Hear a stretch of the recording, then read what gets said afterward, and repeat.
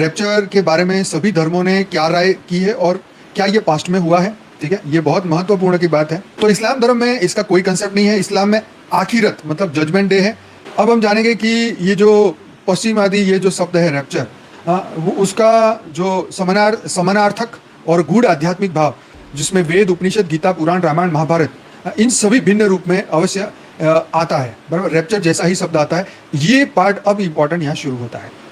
तो रैप्चर के शाब्दिक अर्थ जैसे देवत्व की ओर उठ जाना, आत्माओं का दिव्य लोक में आरोहण को भारतीय आध्यात्मिक दृष्टिकोण से समझाया गया है। अब हम इस चीज को यहाँ समझेंगे कि देवत्व की ओर उठ जाना और आत्माओं का दिव्य लोक में आरोहण। अब यहाँ मस्त बात आएगी। वेदों में दिव्य आरोहण, डिवाइन एसेंशन का सिद्धांत बताया गया है। वेदों में रैप्चर शब्द नहीं परंतु आत्मा के देवत्व की ओर आरोहण बार बार मिलता है। ऋग्वेद सबसे महत्व की बात, तो उसमें 10.14.7 में लिखा है, एक श्लोक आता है जिसका मतलब मैं सीधा चलो 2 लाइन बोलने की कोशिश करता हूँ, वैसे मेरा संस्कृत अच्छा नहीं है। यत्र नः पूर्वे पितरः प्रयान्ति तत्र त्वा गच्छ स्वपितृभि समेत। अर्थ है जहां हमारे पूर्वज देवलोक में गए तू भी वहां जा, देवताओं के साथ मिल, ठीक है। इसका मतलब यह हुआ यह सत्यलोक या स्वर्ग की नहीं, यह सत्यलोक या स्वर्ग की ओर आत्मा का आरोहण है, बिल्कुल वैसे ही जैसे ईसाई में रैप्चर में आत्मा प्रभु से मिलने आकाश में जाती है। यस। अब अथर्ववेद में क्या लिखा है? उत्तिष्ठत जागृत प्रायः वरान निम्बोधत, मतलब उठो जागो और परम सत्य की ओर चलो। यह मनुष्य की आत्मा का जागरण और परलोक की यात्रा का प्रतीक है। उपनिषद में क्या कहा है कि देह से मुक्त होकर परम धाम में प्रवेश।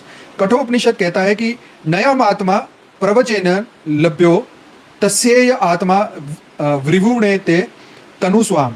अर्थ यह है कि यह आत्मा केवल ज्ञान से नहीं बल्कि अनुग्रह से प्रकट होती है, तब और तब देह का त्याग कर परम अवस्था को प्राप्त होती है।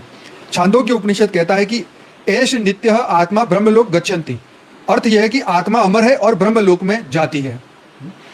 तो यहाँ उठा लिए जाने मतलब रैप्चर का ही आंतरिक रूप है, जब साधक का चित्त, प्राण और आत्मा ब्रह्मलोक या परमधाम की ओर आरोहित होता है।